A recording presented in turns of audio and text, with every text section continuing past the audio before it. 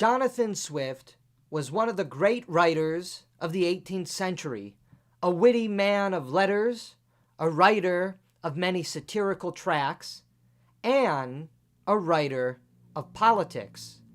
Beyond his fame for A Tale of the Tub, Gulliver's Travels, his most famous work, and A Modest Proposal, Swift was a civil servant and, as mentioned, a political writer, as well as being a man of the cloth. He penned many political tracts, works that we are not familiar with today, but were widely read during Swift's own lifetime, and he wrote most of them anonymously. During his time as a chief writer for essentially a newspaper called The Examiner, the unapologetic Tory paper that served as the official mouthpiece of the Harley ministry. Writing in the aftermath of the Jacobite Civil War, better known as the Glorious Revolution, and during the Spanish War of Secession, Swift's close association to high-ranking ministers made him a keen observer of the emerging party politics and parliamentary scheming that was going on in Britain. His great literary satires, which we remember him most fondly for, not only contain philosophical and theological criticism and witty tales, but if you read them closely, they also contain a lot of political criticism, and is quite obvious to those who know a thing or two about Swift and Swift's age, that, for instance, in Gulliver's Travels, Lilliput and Blefuscu are satires of England and France, respectively.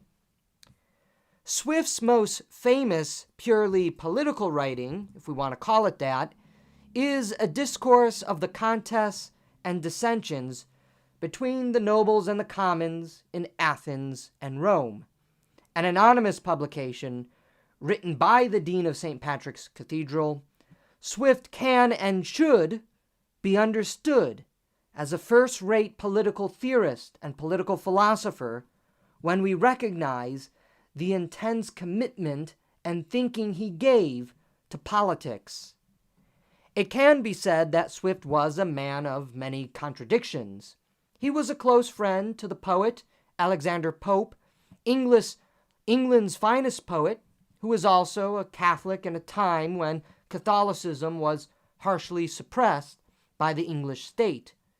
Swift began his literary and political career as a friend of the Whigs, but ended his political career as a staunch Tory. He was a man of the high church, but was able to poke fun at the superstitions of the Catholic orientation of high church Anglicanism.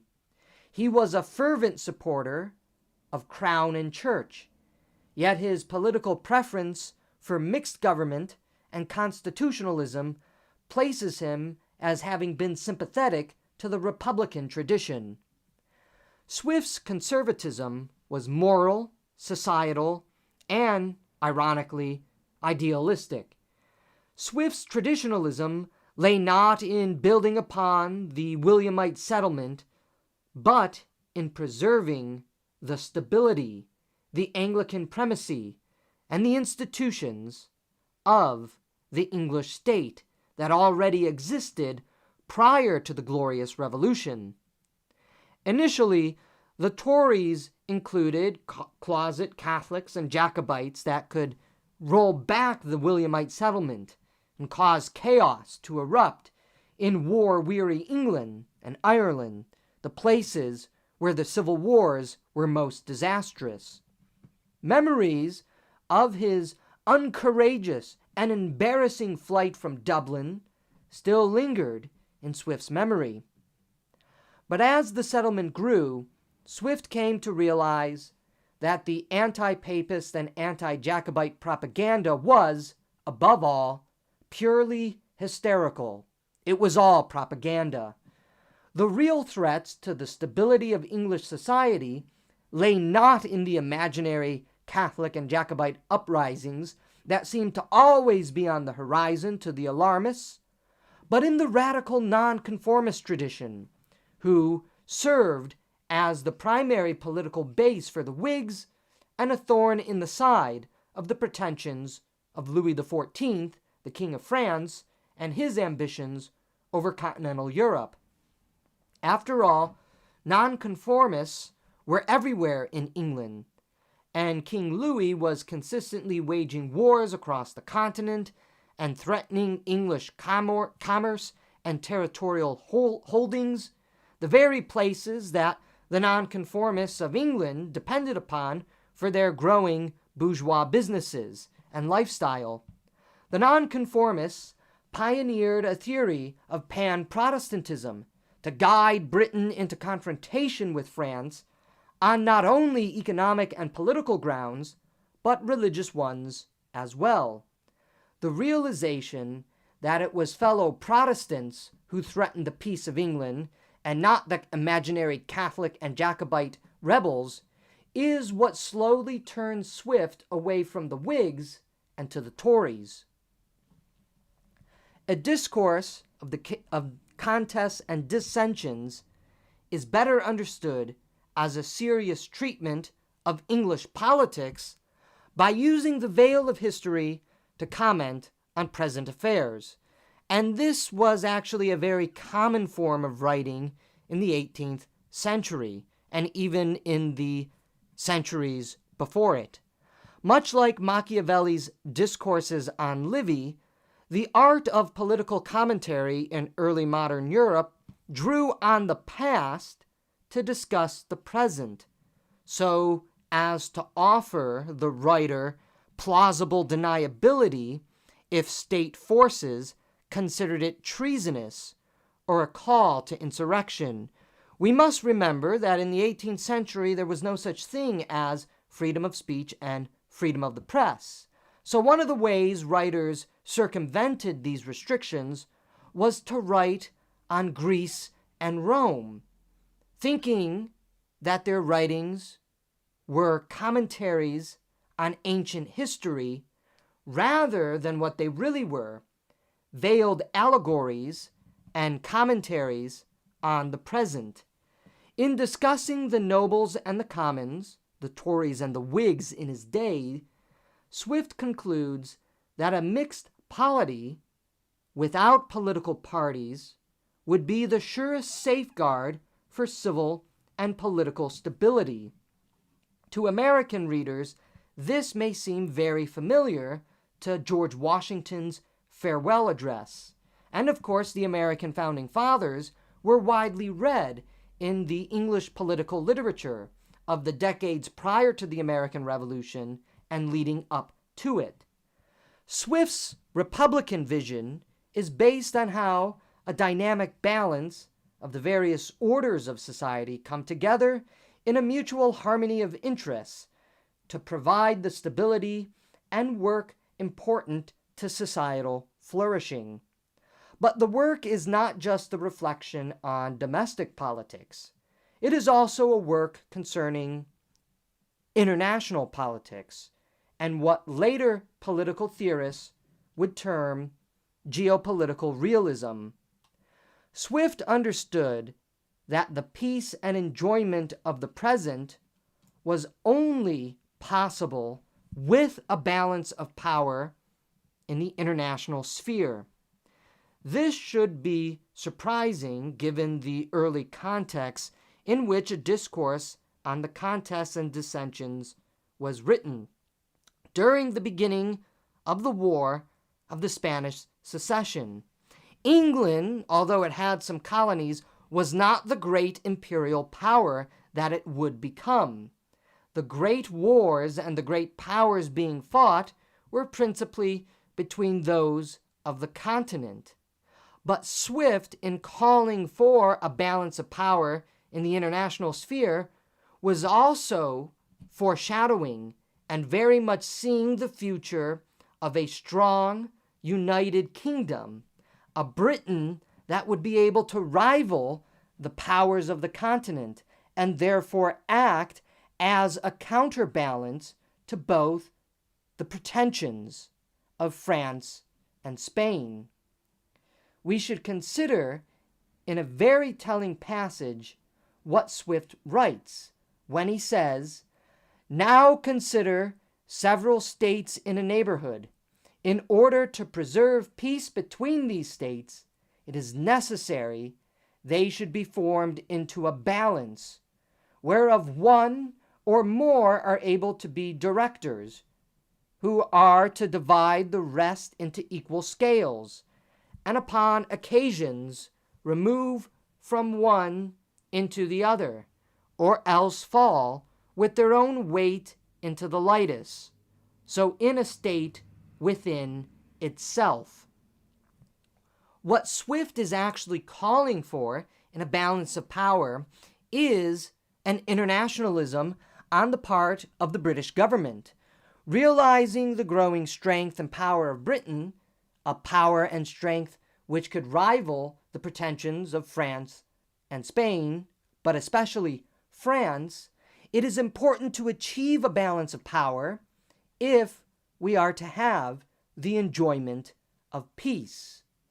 The harmony of peace and the blessings it gives is dependent upon an international balance of power, free of international rivalry and conflict.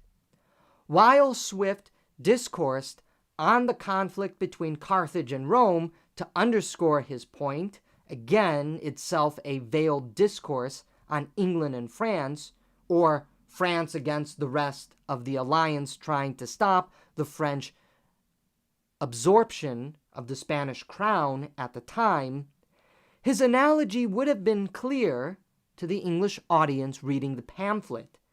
The peace that the English had just enjoyed, now taken away as a result of the war, was the result of a lack of balance of power in the international sphere. International disharmony is just as threatening to domestic tranquility as domestic quarrels are. The balance of power argument was equally critical of the temptations of British imperialism, mind you. Although Swift saw the emerging power of Britain as something that can act as a counterbalance to France, he was also warning against overextension.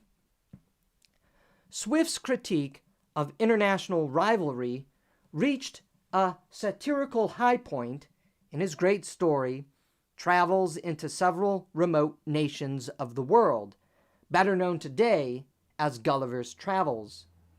Gulliver, the English patriot and humanist, at least in the beginning, is shipwrecked and becomes a captive, then emissary of Lilliput.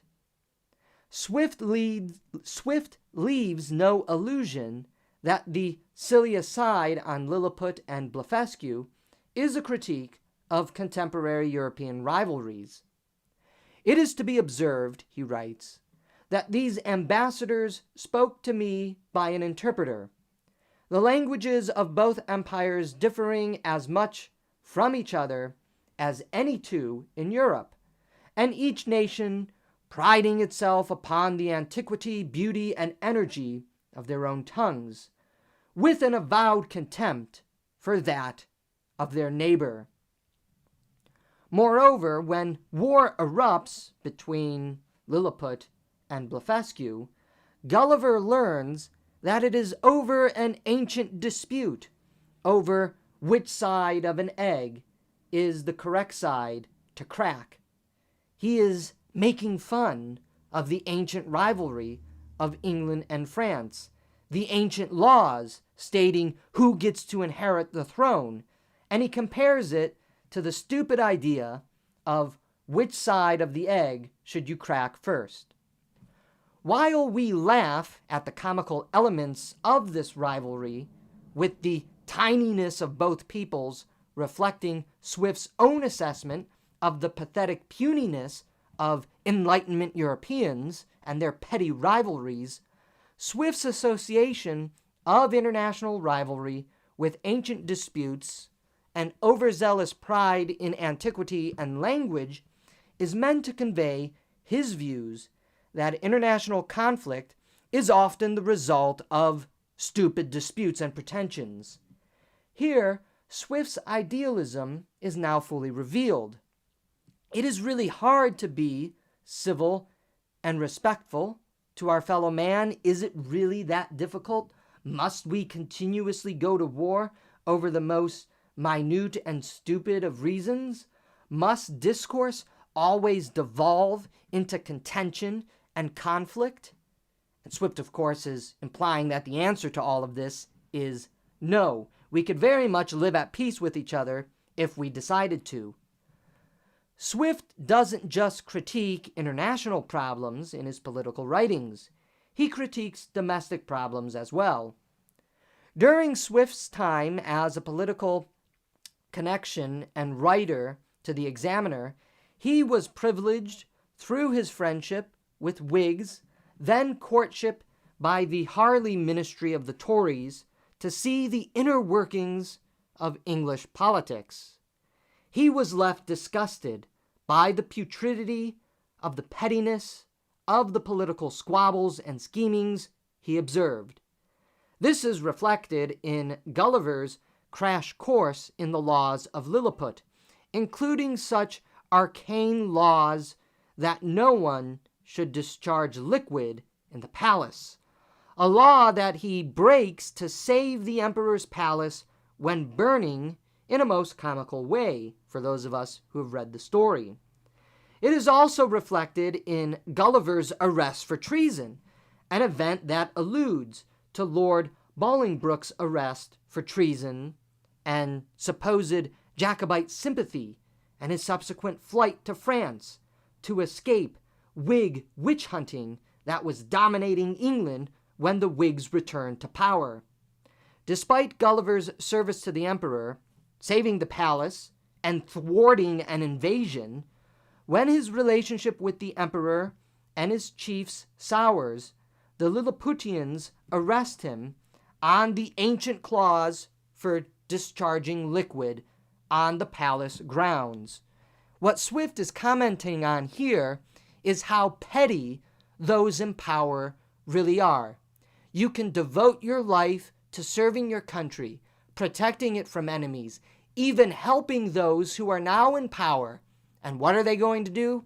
They're going to stab you in the back. They're going to chase you from your home. They're going to seize whatever is yours simply to empower themselves. The arrest and attempted blinding of Gulliver is arrayed on 4 charges, which Swift brilliantly deconstructs through our knowledge of what Gulliver has done, which was overlooked then, but now claimed in order to arrest him. Saving the palace has now become the breaking of the law, by which he peed on the fire to put it out. Saving Lilliput from invasion by only capturing the invasion fleet and not venturing into Blefuscu is now being called up as cowardice. Brokering peace between Lilliput and Blefuscu is now being said that Gulliver didn't wage total war to achieve total victory. And of course, Gulliver's constant badgering that his liberty be restored to him is now considered treason for wanting to leave Lilliput and a danger for usurpation. The pettiness displayed by the Lilliputians toward Gulliver is a commentary on the pettiness of the Whigs and their arrests of and accusations against prominent Tories who had served the crown faithfully during the War of Spanish Succession. Many of the Tories wanted peace, while the Whigs wanted a continuation of the war. Secession disputes in England and changes in political fortunes then allowed the Whigs to return to power and to brush aside all the Tories, who they accused of being Jacobite sympathizers, once and for all, irrespective of all their patriotic service to the crown. Swift's eventual revulsion to the politics of his day was based on his witnessing, firsthand, the shady wheeling and dealing and posturing of parliamentarians, lords, and bishops in his lifetime. Those who opine a return to purer days to politics are truly blind or ignorant of history. Yet the pettiness of politics ruins the aim of politics, properly understood according to Swift, which is always tranquility and the enjoyment of tranquility. No political theorist is truly complete without reflections on political economy. And here too, Swift sets sail for uncharted territory. Swift was an early 18th century Henry George. He criticized the money and credit economy of the Whigs of his day and preached the superiority and stability of an economy centered on land and labor. The financial crisis of 1720, in his mind, vindicated him. The money economy was, according to him, inherently unstable and prone to excessive abuse, growing decadence, and a lifestyle of luxury, which Swift condemned as an Egyptian bondage, strangling Britain and Ireland most especially. An economy grounded in land and labor, Swift felt, was inherently more stable, and one might say divinely ordained, given Swift's political theology. Swift was not an enemy of wealth per se. He was friends with many of the landed and wealthy gentry of Ireland and England, but he also felt that such wealth was well earned and exuded a spirit of charity reflective of Christian duty. The wealth accrued by credit and the money economy, by contrast, Swift saw as a product of random chance and often deceit and manipulation, as well as imperial exploitation.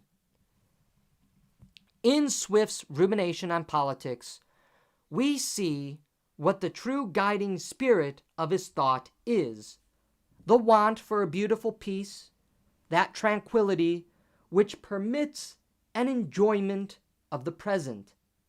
Peace, moreover than anything else, is what rests at the heart of Swift's political thought and his political philosophy. Those who teach Swift without his political rumination do a great disservice to the genius of the great dean of St. Patrick's Cathedral, as well as to do a great disservice to Swift's political thinking. Later English conservatives, like Edmund Burke and Michael Oakeshott, followed the good dean of St. Patrick's Cathedral in desiring the same thing: tranquility, so as to enjoy the present. Peace provides for the enjoyment of tranquility and the truest pursuit of happiness, the ability to enjoy the pleasures of life. Yet in Swift's writings, we also see what the threats to peace are, and therefore the threat to the enjoyment of the present.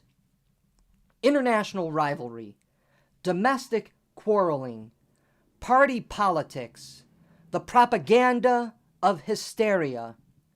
Swift's preference for a mixed political construct and constitutionalism is based on his reading of history, that mixed polities provide the most internal as well as the most external strength for peace. By denying a single class or group of people absolute political power, mixed polities prevent the tyranny of the majority as well as preventing the tyranny of the minority. By denying a single man or woman absolute power, mixed polities prevent the ambitious pretensions of tyrants like James II or Louis XIV. By denying individuals absolute power over the control of their political systems, a mixed polity is also better able to ensure that peace rather than war is what results through political discussion and debate. Swift's great fear, not unwarranted given the time he lived in, was the return of civil collapse, war, and the utilization of state institutions and power for tyrannical ends, all of which destroys the domestic peace, which permits human flourishing and the enjoyment of the present to take root. Swift was aware how domestic quarrels and international rivalry both serve the agents of disruption and the agents of power. He also became aware how party politics, personal ambition, and score settling also served the agents of disruption, chaos, and tyranny. Swift, then, was a great prophet, calling for peace in an age of war. He was also a great political prophet, calling for political moderation in an age of absolutism. But let us realize how far ahead Swift was than those around him, given that Swift is arguing that rivalry and war enhance the power of the state and the tyrants who run it. The balance that Swift sought in politics, domestic and international, aimed not at restructuring or resurrecting an ancient society or the promotion of some convoluted constitutional fantasy over people like John Locke's social contract, but aimed at the achievement of peace between nations and people, which would permit all people, by the spirit of peace, to grow in wealth and prosperity, and thus lead them to be able to enjoy that wealth and prosperity. When Swift champions individual liberty, he is doing so on the premise of present enjoyment. The purpose of individual liberty is to enjoy the peace of society and the enjoyment that comes with the peace of the present. That should be the goal of politics, not the enhancement of state power, not the fulfillment of personal ego, not absolute control over the institutions and organs of the state. Beneath the mockery of religious fanatics in A Tale of the Tub, in his Horatian and Juvenalian satire in Gulliver's Travels, and his shocking rhetoric in A Modest Proposal, we see in Swift's writings a man who was deeply considerate about the world and its many complex workings. We find a man who is more than just a literary figure, bequeathing to the world writings that now make us laugh. We find a man who was, in the end, a modest political theorist. Swift's desire for peace is still a desire many find palpable.